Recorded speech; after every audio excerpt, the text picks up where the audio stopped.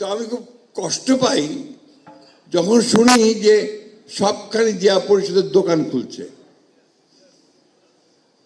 Most unwarranted. আমি বলেছি president আমাদের ভারপ্রাপ্ত চেয়ারম্যান সাহেবকে এবং সম্পাদক সাহেবকে, মহাসচিবকে, দয়া করে জিয়া পরিষদের দোকান খুলবেন না। এর দোকান দরকার নেই আমাদের।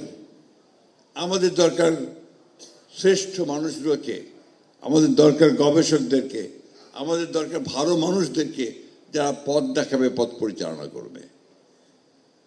বিএনপির তো অনেক অঙ্গ সংগঠন আছে, and that is full enough.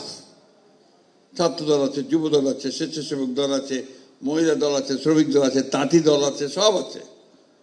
ওখানে আমার আরেকটা অঙ্গ সংগঠন দরকার নাই।